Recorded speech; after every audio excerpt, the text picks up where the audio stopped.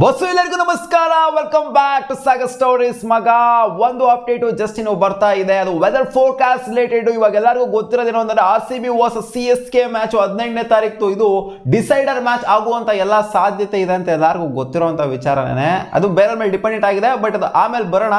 But ಇವಾಗ ಸದ್ಯದ ಮಟ್ಟಿಗೆ ಇದು ಡಿಸೈಡರ್ ಮ್ಯಾಚ್ ಏನೇ ನಮ್ಮ ಲೆಕ್ಕ ನೋಡ್ತು ಅಂತಂದ್ರೆ, ಈ ಡಿಸೈಡರ್ ಮ್ಯಾಚ್ಗೆ ಮಳೆಯ ಕಾಟ ಜಾಸ್ತಿನೇ ಇದೆ ಅಂತ ಈಗ ವೆದರ್ ಫೋರ್ಕಾಸ್ಟ್ ಹೇಳ್ತಾ ಇದೆ. According to weather forecast 72% raining possibility ಶನಿವಾರ 18ನೇ ತಾರೀಕು ಥ್ರೂಔಟ್ ದ ಡೇ ಇದೆಯಂತೆ.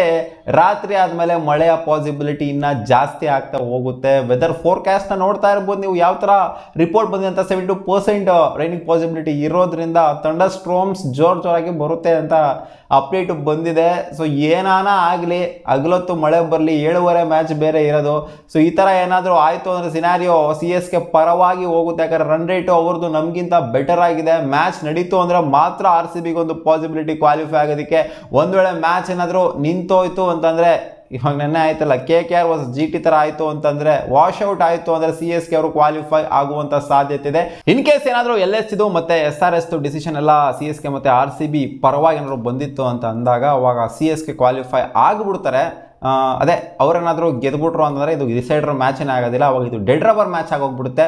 ಇದು ಆಟಕ್ಕುಂಟು ಲೆಕ್ಕಕ್ಕೆ ಇಲ್ದಿರೋಂಥ ಮ್ಯಾಚ್ ಆಗೋಗ್ಬಿಡುತ್ತೆ. SRH ಕ್ವಾಲಿಫೈ, LHನೂ ಕ್ವಾಲಿಫೈ ಆಯಿತು ಅಂತಂದರೆ. ಸೊ ಅದು ಆ ಥರ ಆಗೋದಿಲ್ಲ ಅಂತ ಅನ್ಕೊಂಡಿದ್ದು. ಯಾಕೋ ನನಗೆ ಯಾಕೋ ಇದು ಡಿಸೈಡರ್ ಮ್ಯಾಚ್ ಥರ ಬರುತ್ತೆ ಅಂತ ನನಗೆ ಯಾಕೋ ಲಕ್ಷಣಗಳು ಕಾಣಿಸಿದೆ. LS ಇವಾಗ ಆಡ್ತಿರೋದು ನೋಡ್ತಂದ್ರೆ ಅವ್ರು 2-2 ಗೆಲ್ಲ ನನಗೆ ಯಾಕೋ ಡೌಟ್ ಕಾಣಿಸಿದೆ.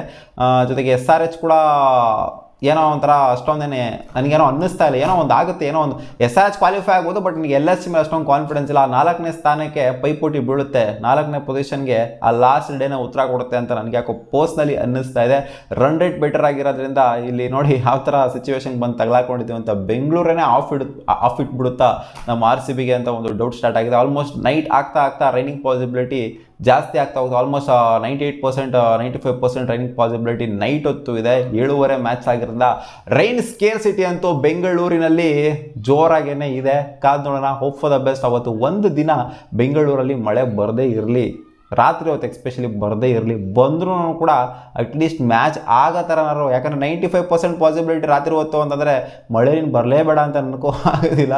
ಬಂದ್ರೂ ಮ್ಯಾಚಿಗೆ ಯಾವುದೇ ಅಡ್ಡಿ ಪಡಿಸ್ತಾ ಇರಲಿ, ಅಟ್ಲೀಸ್ಟ್ ಮ್ಯಾಚ್ ಆಗಲಿ, 15 ಓವರು ಎಷ್ಟು ಓವರ್ ಒಟ್ಟಿನಲ್ಲಿ ಮ್ಯಾಚ್ ಆಗಲಿ, ಒಂದು ರಿಸಲ್ಟ್ ಬರಲಿ ಅನ್ನೋ ಥರನೇ ಕೇಳ್ಕೊಳ್ಳೋದು. ಯಾಕಂತಂದರೆ ಈ ಥರ ಏನಾರು ಹೋಗ್ಬಿಡ್ತು ಅಂದರೆ, ರನ್ ರೇಟ್ ಆಧಾರದ ಮೇಲೆ ಏನಾರು ಹೋಗ್ಬಿಡ್ತು ಅಂದರೆ ಇದಕ್ಕಿಂತ ಹಾರ್ಶ್ ಇನ್ನೂ ಒಂದು ಇರೋದಿಲ್ಲ. ಯಾಕಂದರೆ ಇಷ್ಟೊಂದು ಕಷ್ಟಪಟ್ಟು 5 ಕನ್ಸಿಕ್ಯೂಟಿವ್ ಮ್ಯಾಚ್ನ ಗೆದ್ಕೊಂಬಂದಿದ್ದಕ್ಕೂ ಕೂಡ ಒಂದು ಕ್ರೆಡಿಟ್ ಅನ್ನೋದು ಸಿಗೋದಿಲ್ಲ. ಸೊ ನೋಡೋಣ, ಒಟ್ಟಿನಲ್ಲಿ ಮ್ಯಾಚ್ ಆಗಿಬಿಟ್ರೆ, ಮ್ಯಾಚಲ್ಲಿ ಸೋಲ್ತು ಅಂತಂದರೆ ಅದನ್ನು ಅಕ್ಸೆಪ್ಟ್ ಮಾಡ್ಕೋಬೇಕು, ನಾವು ಡಿಫೀಟ್ ಆಗಿದ್ದೀವಿ ಅಂತ. ಬಟ್ ಈ ಥರ ರನ್ ರೇಟ್ ಆಧಾರದ ಮೇಲೆ ಹೊರಟೋಗ್ಬಿಡ್ತು ಅಂತಂದರೆ ಇದು ಸಿಕ್ಕಾಪಟ್ಟೆ ಒಂಥರ ಡಿಸಪಾಯಿಂಟಿಂಗ್ ಆಗಿರುತ್ತೆ. ನೋಡೋಣ ಏನಾಗುತ್ತೆ ಅಂತ. ಬೆಂಗಳೂರಿನ ವೆದರು ಇದಕ್ಕೆ ಉತ್ತರ ಕೊಡುತ್ತೆ ಅಂತ ಅನ್ಕೊಂಡಿದ್ದೀನಿ. ಅಪರೂಪಕ್ಕೆ RCB ಮಸ್ತಾಗಿ ಆಡ್ತಿದ್ದಾರೆ. ಇದಕ್ಕೆ ಕಲ್ಲಾಕದೇ ಇರಲಿ ಬೆಂಗಳೂರಿನ ವೆದರು. ಕಾದ್ ನೋಡೋಣ, ಹೋಪ್ ಫಾರ್ ದ ಬೆಸ್ಟ್. ಸಿಗೋಣ, ಬುಬಾ.